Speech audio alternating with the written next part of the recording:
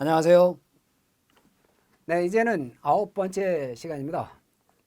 자, 이번 시간에는 206번 수사 절차에 대한 거 여기부터 나가도록 하죠. 자, 수사 절차에 대한 설명으로 적절하지 않은 것을 고르라 그랬습니다. 먼저 1번 보세요. 사경관이 검찰에 송치 결정을 했다는 거예요. 지금 이거 수사준칙규정에서 검찰에 송치 결정을 할 때 여러분 사경관은 사건을 수사하고 나서 검찰에 송치 결정을 하든 또는 불송치 결정을 하든 이유를 기재한 서명과 함께 관계서류와 증거물을 함께 보내줍니다. 그런데요, 송치 결정을 한 거는 기소 의견일 때 송치 결정을 하는 거잖아요. 그러면 사경관이 송치한 사건에 대해서는 검사가 어떻게 해야 돼요? 보완 수사 요구를 할 수 있는 경우가 있죠. 보완 수사, 사경관에게 보완 수사 요구하는 경우는 언제? 공소제기 여부 결정, 공소 유지를 위해서 필요한 경우. 그리고 사경관이 신청한 영장 청구 여부 결정을 위해서 필요한 경우에 보완 수사 요구 할 수 있어요. 검사는 사경관에게. 그런데 불송치 결정을 하는 경우는 어떻게 한다고요? 자, 관계서류와 증거물을 불송치 결정을 할 때도 보내준다고요. 사경관이. 그런데 보내주면요. 이걸 검토하는 거예요. 검토해서 만약에 이 사경관의 불송치 결정이 위법하다거나 또는 위법 또는 부당하다고 판단하면 검사는 90일 이내 원칙적으로 90일 이내에 뭘 할 수 있어요? 거기에 대해서 재수사 요청권이 있는 거예요. 그렇죠? 네, 그래서 재수사 요청을 하지 않으면 그냥 수사 기록을 반환하면 되는 겁니다. 아시겠죠? 네.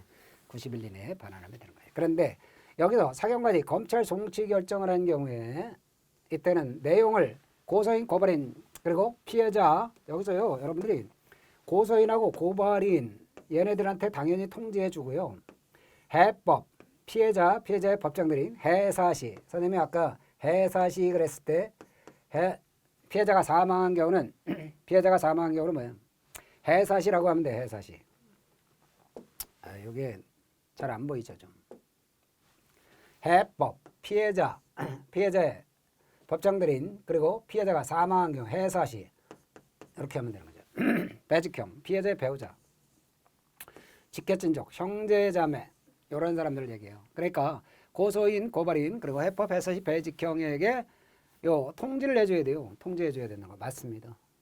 그러면 여 중에서 나중에 사경관이 검찰 송치 결정을 한 경우에도 통지해주지만 불송치 결정을 한 경우에도 통지해줘요. 그런데 송치 결정을 할 때는요 피의자에게도 통지해줍니다. 피의자에게도. 아시겠어요? 해법, 해사시, 배직형 그리고 고소인, 고발인, 해법, 해사시, 배직형 피의자에게도 송치 결정을 할 때는 통지해줍니다. 그러나 불송치 결정을 할 때는 피의자에게 통지해주지 않습니다. 그리고요 불송치 결정을 한 경우에는 그때는 고발인을 제외한 고소인, 고발인을 제외하고 고소인, 해법, 해사시, 배직형이 기간 제한 없이 어떻게 할 수 있어요? 소속 사경관의 소속 관서에 경찰관서의 장에게 이의 신청을 할 수 있습니다. 자, 1번은 맞아요. 그래서 2번 사경관이 범죄를 수사한 후 범죄 혐의 있다고 인정되는 경우에는 자, 범죄 혐의 있다고 인정되는 경우 지체 없이 검사에게 사건을 송치하죠. 송치 결정. 송치한 사건의 공소제기 여부 결정. 아까 얘기한 공소제기 여부 결정, 공소 유지를 위해서 필요한 경우.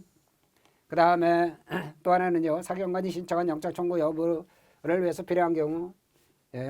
사경관이 신청한 영장 청구 여부 결정을 위해서 필요할 때 사경관에게 검사는 보완 수사 요구할 수 있죠.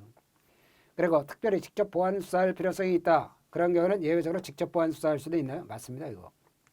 그러니까 원칙적으로 보완 수사 요구하는 게 원칙인데요. 직접 보완 수사할 필요성이 있다면 직접 보완 수사할 수도 있어요. 3번 사경관리의 수사 과정에서 현저한 수사권 남용이 의심된다는 거예요. 이거 현저한 수사권 남용뿐만 아니라 사경관의 수사 과정에서 법령 위반, 인권 침해, 현저한 수사권 남용 세 가지예요. 거기에 대해서는요. 여기에 따라 사경관으로부터 사건 기록 등본 송부를 받았죠. 자, 이럴 때에 사경관의 수사 과정에서 검사는요. 세 가지 경우 법령 위반, 인권 침해, 현저한 수사권 남용이 의심된다. 그러면 3단계에 따라서 합니다. 1단계 뭐예요? 사건 기록 등본 송부 요구권이 있어요. 사건 기록의 등본을 검사에게 사경관이 송부하라. 요구를 먼저 합니다. 그러고 나면 시정조치가 필요하다고 판단하면 시정조치 요구를 해요. 그래서 시정조치 요구권이 있죠. 그런데 시정조치가 잘 되지 않았다 판단하면 검사는 사건을 나한테 넘겨라. 송치 요구할 수 있어요. 그러니까 여러분은 이런 사경관리의 수사 과정에서 법령 위반, 인권침해, 현저한 수사권 남용이 따라서 바로 사건 송치 요구한다. 이러면 틀려요 이거.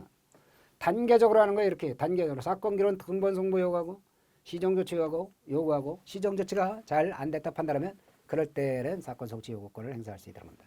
그러면 여기서 이 사건 기록 등본 송부를 먼저 받았죠. 사건 기록 등본 송부에게서 받았지요. 그러면 필요하다고 인정하면 시정조치 요구할 수 있죠. 예, 그리고 이행 결과를 통보받은 후 시정조치 요구가 정당한 이유 없이 이행되지 않았다. 인정되면 어때? 사건을 송치할 걸 요구할 수 있어요. 맞는 얘기예요. 단계적으로 이렇게 한다는 겁니다. 바로 사건 송치 요구 못한다는 거 조심하셔야 돼요. 이런 게 중요합니다. 수사 준칙 규정에서는 이런 걸 틀어서 시험 문제 내는 거죠. 자, 4번 사경관리. 그러면 다 맞네요. 4번이 정답이래요. 결과적으로.